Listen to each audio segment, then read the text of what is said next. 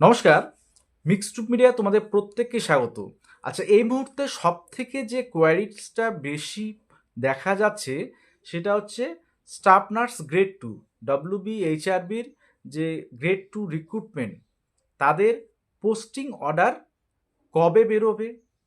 তো এই যে আন্দোলনের ঢেউ স্বাস্থ্য ভবনে আহ, দুই একদিন পর পর হচ্ছে বা ঢেউ আছড়ে পড়ছে, তো এর প্রভাব কি এই পোস্টিং অর্ডারে বা এই প্যানেলের উপর কোনো ধরনের কোনো প্রভাব ফেলতে পারে?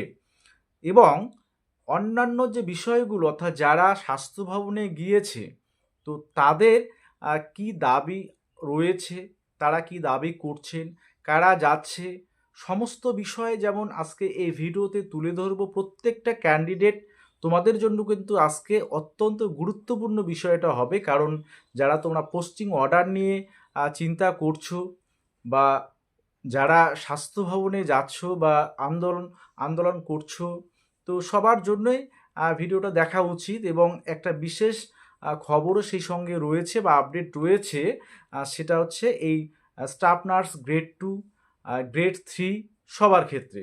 তো প্রথমেই বলবো, অবশ্যই ফার্স্ট টাইম যারা আছো সাবস্ক্রাইব করবে, ভিডিওটা প্রচুর পরিমাণে শেয়ার করবে। দেখো, প্রথমেই আসবো তোমরা যারা ফাইনাল মেরিট লিস্টে জায়গা করেছো, জিএনএম গ্রেড 2 বা তোমাদের বেসিক বা পোস্ট বেসিক গ্রেড 2 ক্ষেত্রে ফাইনাল প্যানেলে জায়গা করেছো, তার মানে তোমার চাকরিটা হয়ে গেছে। তো এবার তোমাদের বাকি থাকলো জাস্ট জয়নিং প্রসেসটা। তো জয়নিং প্রসেস, তো সেটা তার আগে পোস্টিং অর্ডারটা পাবলিশড হয় সাধারণ নিয়মে। তো সেক্ষেত্রে যদি তোমাদের পিভিআর আগে, অর্থাৎ পিভিআরের বিষয়গুলো সাবমিশন আগে করতে হয়, তো সেক্ষেত্রে ক্যান্ডিডেট ডিটেলস দেয়ার তোমাদের লিঙ্ক দেয়া হবে। তো এবার প্রশ্ন, কবে তাহলে এগুলো হবে? তো এগুলো নিয়ে আমি বলি, প্রথমত তোমরা যারা ফাইনাল মেরিট লিস্টে জায়গা পেয়েছো, তোমাদের চিন্তার কিছু কারণ নেই যে তোমাদের চাকরি হবে না বা এটা বাতিল হবে। এই রকমের নেগেটিভ চিন্তা ভাবনা তোমরা কিন্তু আনবে না। হ্যাঁ, সেটা হয়তো বা একটু লেট হতে পারে, সেটা আবার সেটা আজকেও তোমাদের অর্ডার পাবলিশড হতে পারে। আমি যে ভিডিওটা তৈরি করছি এর পরে হয়তো সন্ধ্যার দিকে তোমাদের নোটিশটা আজকে দিয়ে দিল, কারণ WBHRBর চেয়ারম্যান স্যার তিনি কিন্তু বলেছিলেন যে বুধবারের মধ্যে ওনাদের WBHRBর যে যে বিষয়গুলো কন্ডাক্ট করে এই রিক্রুটমেন্ট প্রসেসের, সেগুলো আজকের মধ্যে ওনাদের কমপ্লিট হবে। তো এর পরের বাকি দায়িত্ব স্বাস্থ্য ভবনের, বা স্বাস্থ্য ভবন থেকে অর্ডার, গভর্নমেন্ট থেকে অর্ডার আসবে বা যে বিষয়গুলো আসবে সেগুলো কিন্তু স্বাস্থ্য ভবনে থেকেই পাওয়া যাবে বা অর্ডারে হবে। তো এবারে তোমাদের তাহলে যে কবে অর্ডার পাবলিশড হতে পারে, এই চিন্তাটা যখন বেশি পরিমাণে আসছে, এবং আন্দোলন এই গতকালকেও যেমন হয়ে গেল, তো এগুলোর উপর প্রভাব কেন পড়বে বা পড়তে পারে কি না? তো দেখো, প্রথমে যে বিষয়টা বলি, যারা আন্দোলনে সাধারণত যাচ্ছে তাদের যে কিছু দাবি, অর্থাৎ তারা ইন্টারভিউ শর্টলিস্টেড হয়েছিল, ফাইনাল প্যানেলে জায়গা পায়নি। তো তাদের যে বিষয়গুলো আমি শুনলাম, যে কিছু পোস্ট, অর্থাৎ পিডাব্লিউডির যে পোস্টগুলো আছে সেগুলো ভ্যাকান্ট আছে, তো সেগুলো পূরণ করার দাবি উঠছে, বা নতুন করে সিট ইনক্রিজ করার দাবি উঠছে। পাশাপাশি যেমন গ্রেড 3-র ক্ষেত্রে পুরনো কিছু রিক্রুটমেন্ট, সেগুলো কিন্তু এখনও কমপ্লিট হয়নি, যেগুলো 2020-21 এক্সামগুলো হয়েছিল, সেগুলো কিন্তু কমপ্লিট প্রসেসগুলো হয়নি এখনও। তো তাদেরও স্বাস্থ্য ভবনে তারা গিয়েছিল এবং এই দাবিগুলো তাদের ছিল, এবং সেই বিষয়গুলো নিয়ে তারা কিন্তু বলেছে যে কবে তাদের রিক্রুটমেন্ট প্রসেসগুলো কমপ্লিট করা হবে। তো এবার যে এই যে দাবিগুলো, যেমন যারা এই যে শূন্য পদগুলো এখনও পূরণ হয়নি, স্টাফ নার্স গ্রেড 2 বিভিন্ন ক্যাটাগরির, অর্থাৎ পিডাব্লিউডি ক্যাটাগরির যে ভ্যাকান্টগুলো আছে, তো সেক্ষেত্রে যে এই শূন্য পদগুলোকে কনভার্ট করার একটা কিন্তু আইনি জটিলতা সেটা কিন্তু থাকে। তো সেটা বলা যায় না কতদূর কী হবে। আর এমনিতে গণতান্ত্রিক দেশে তো আমি আগেই বলেছি যে কেউ আন্দোলন তোমরা করতে পারো। তোমরা যারা প্যানেল রয়েছো, তোমরাও গিয়ে পোস্টিং অর্ডারের দাবিতে তোমরাও অভিযান করতে পারো। গণতান্ত্রিক দেশে সবারই এই অধিকারটা আছে। তো সেক্ষেত্রে আমরা দেখেছি প্রত্যেক বছর বা প্রত্যেক দিন কলকাতায় বিভিন্ন বিষয় নিয়ে আন্দোলন হয়। কলকাতাকে সেজন্য আমরা মিছিল নগরী বলি। রাজনৈতিক আন্দোলন থেকে শুরু করে চাকরি প্রার্থীদের আন্দোলন, বিভিন্ন ধরনের বিষয় কিন্তু থাকে। তো তাই বলে এই নয় যে তুমি সিলেক্টেড হয়েছো, তোমার এগুলো নিয়ে চিন্তা আছে।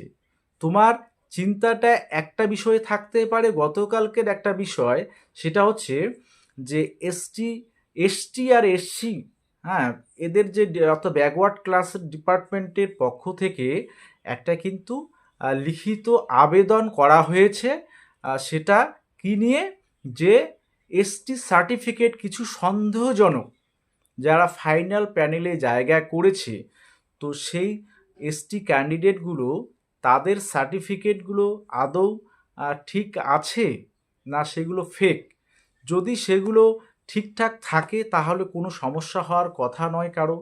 যদি সে এসটি ক্যান্ডিডেট যেগুলো সন্দেহভাজন বলে অনেকেই সন্দেহ করছে সে বিষয়গুলো, তো সেক্ষেত্রে যদি ফেক হয় তাহলে তার কিন্তু একটা করিজেন্ডাম পাবলিশড হবে। তো সেক্ষেত্রে বিষয়টা হয়তো খতিয়ে দেখবেন স্বাস্থ্য দপ্তর, এবং তোমাদের পোস্টিং অর্ডার যে কোনো সময় বা যে কোনো দিন হতে পারে। কারণ দেখো, এবার নিয়োগ তোমরা এমপ্যানেলড বা ফাইনাল মেরিটে জায়গা মানে তোমাদের চাকরি কনফার্ম, এটা তুমি ধরে নিতে পারো। অযথা এই টেনশানগুলো করবে না যে আন্দোলনের ফলে এগুলো আটকে যাবে কি না। আটকানোর কিছু নেই। যদি তোমাদের ফাইনাল মেরিট লিস্টে কোনো ঝামেলা না থাকে তাহলে তোমাদের কোনো টেনশান নেয়ার কোনো কারণ নেই। তাদের যে দাবি, তাদের দাবিগুলো আলাদা। তাদের দাবিগুলো সিট ইনক্রিজ করা। এবার সেখানে আইনি জটিলতা কোনো আছে কি নেই, আইনি বাধা আছে কি নেই, সেটার উপর ডিপেন্ড করবে। তো এই যে বাকি যে বিষয়টা আমি বললাম, তোমাদের মেইন ফ্যাক্টরটা সেটা হচ্ছে এসটি ক্যান্ডিডেট কি সন্দেহভাজন, তাদের কিভাবে তারা এসটি সার্টিফিকেট পেলো, মানে অর্থাৎ যেহেতু সন্দেহ করা হচ্ছে সেগুলো ভেরিফিকেশান হয়তো হবে। এবং চেয়ারম্যান স্যার ডব্লিউবিএইচআরবি উনি কিন্তু বলে দিয়েছেন আজকেই বুধবার, আজকেই তাদের যে ডব্লিউবিএইচআরবির যেটুকু দায়িত্ব এই পরিচালনার ক্ষেত্রে এক্সাম, তো সেক্ষেত্রে ওনাদের আজ থেকেই কমপ্লিট হচ্ছে। তারপরেই তো গভর্নমেন্টের অর্ডার অনুযায়ী বিষয়গুলো হবে। তো পোস্টিং অর্ডার আমি যতটা মনে করছি যে কোনো দিন হতে পারে, তবে নির্দিষ্ট করে বলা মুশকিল। স্বাস্থ্য ভবনে তৎপরতা তোমরা জানো যে আন্দোলন করে গেলেও অনেকেই সেখানে ভিতরে প্রবেশ করতেই দিচ্ছে না।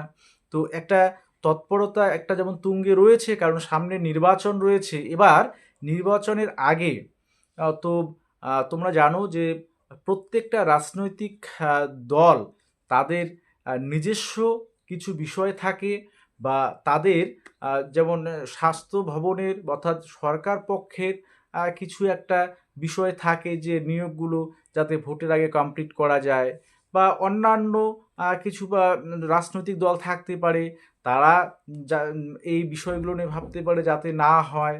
মানে এই যে এটা হচ্ছে রাজনীতির ব্যাপার। তো এগুলো নিয়ে এক্সট্রা মাথা ঘামানোর কোনো প্রয়োজন নেই। লিস্ট স্বচ্ছ, যতটা সম্ভব স্বচ্ছ আছে। এবং যদি দু এক জায়গায় কোথাও এই প্রবলেমটা অর্থাৎ এসটিদের নিয়ে যে ঝামেলাটা, অর্থাৎ গতকালকের যে বিষয়টা হয়েছে, আবেদনটা পড়েছে, তো সেটা ভেরিফাই করার একটা বিষয় অবশ্যই রয়েছে। সেটা ফেক হলে অবশ্যই তাদের হয়তো এক্সক্লুশন হতে পারে ফাইনাল মেরিট লিস্ট থেকে। তো সেক্ষেত্রে ইনক্লুড হবে যারা, যদি সেই ক্যাটাগরিতে এক্সট্রা ক্যান্ডিডেট পাওয়া যায়। তো এই বিষয়গুলো, তাছাড়া এমনিতে যারা আন্দোলন করছে তাদেরও কোনো বিষয় নেই যে এটার উপর প্রভাব পড়বে ফাইনাল প্যানেলে বা পোস্টিং অর্ডারের ক্ষেত্রে। আর জয়নিংয়ের ক্ষেত্রে বলি, তোমাদের যদি পুলিশ ভেরিফিকেশান আগে করতে হয়, অর্থাৎ আগে করা বলতে তোমাদের পার্টিকুলার ডিটেলস দিয়ে police verification details fill up করে স্বাস্থ্য ভবনে গিয়ে জমা দেওয়া, তারপরেই হয়তো তোমাদের জয়নিং প্রসেসে কিচ্ছু নেই। তোমাদের মেডিকেল টেস্টগুলো জাস্ট করতে হবে, তারপর তোমাদের জয়নিং লেটার, যেটা অ্যাপয়েন্টমেন্ট লেটার, সেটা নিয়ে তোমাদের সে যেখানে পোস্টিং হবে সেখানে গিয়ে তোমরা জয়েন করবে ডিটেলস দিয়ে। তো এগুলো মোটামুটি 15-20 দিনের মতো সময় লাগে। তাই অযথা কেউ চিন্তা করবে না। ভোট ডিক্লেয়ার হয়ে গেলেও তোমাদের এই যে ভোটের আগেই জয়েন, সেটা কনফার্ম হচ্ছে। এবং প্রত্যেকটা পোস্টে আশা করি ভোটের আগে ডব্লিউবিএইচআর প্রত্যেকটা পোস্ট ভোটের আগেই কিন্তু তাদের জয়েনিং পদ্ধতিটা কমপ্লিট হবে, এটা আমি বলতে পারি। কারণ তোমরা বলবে তাহলে কোনো আপডেট নেই। আপডেট বলতে এখন স্বাস্থ্য দপ্তরে একটা তৎপরতা তুঙ্গে চলছে বিভিন্ন বিষয় নিয়ে।